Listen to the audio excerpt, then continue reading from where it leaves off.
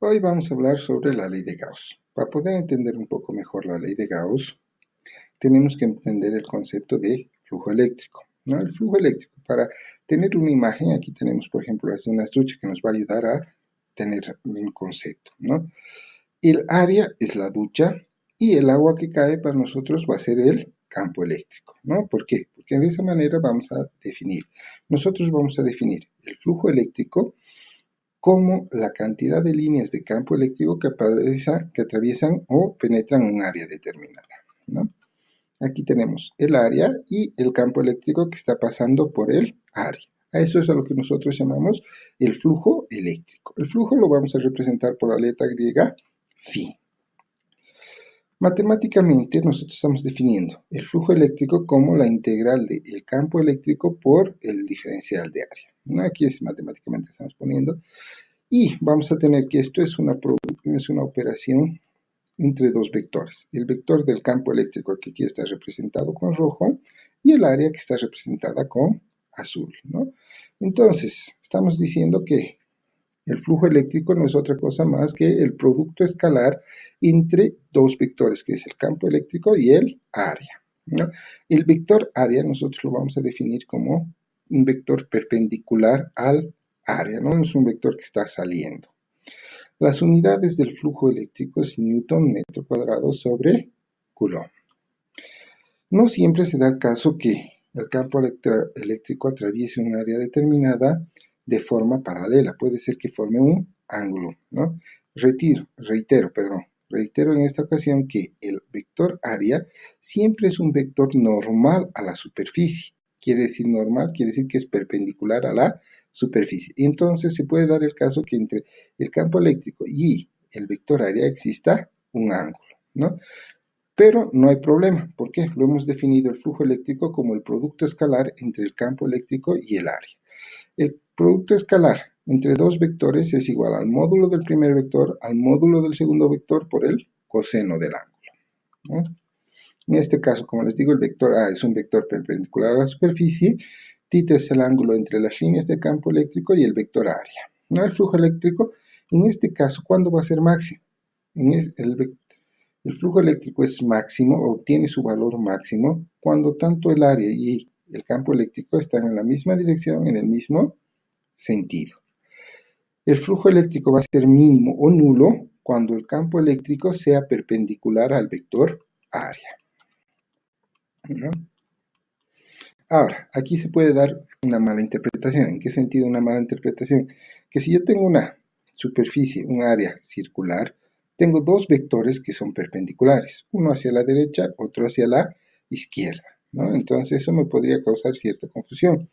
Para evitar esa confusión, lo que se hace es decir que se supone que son superficies cerradas. Una superficie cerrada encierra un volumen y el vector área apunta siempre hacia afuera de la superficie.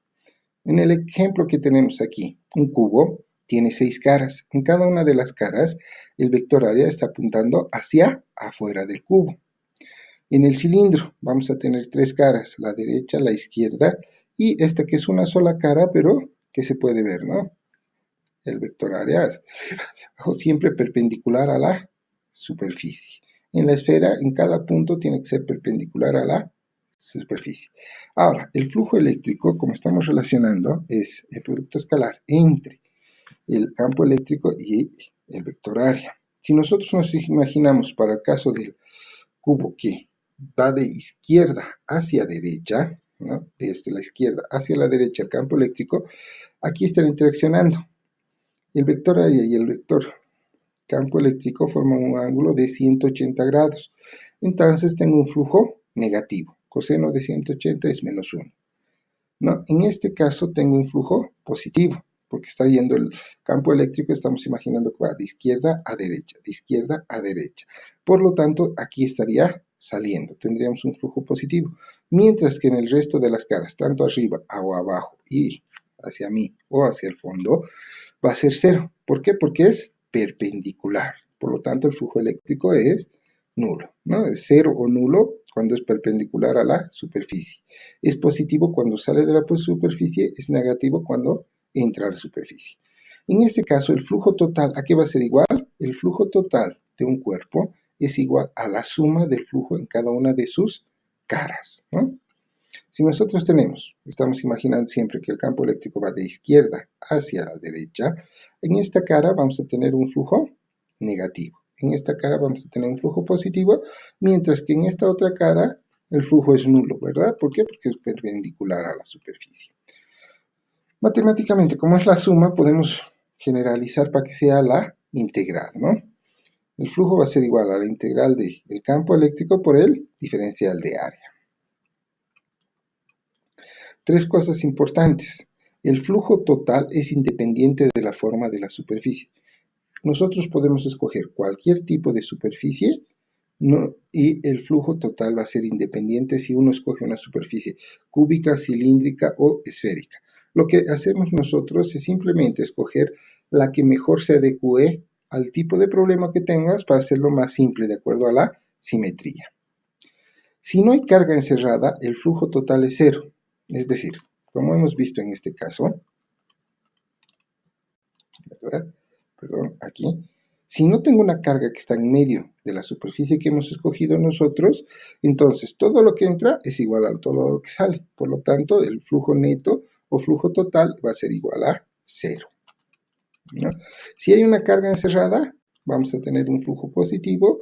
Si hay una carga encerrada y la carga es negativa, puedo tener un flujo negativo, ¿no? Eso vamos a hablar un poco más adelante.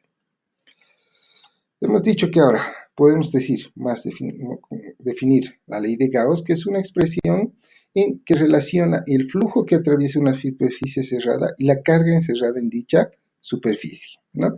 Como es una superficie cerrada, de aquí en adelante la vamos a llamar superficie gaussiana, ¿no? ¿Para qué? Para usarla en la ley de Gauss. Nosotros decidimos qué forma tiene la superficie gaussiana y de hacer, ¿no?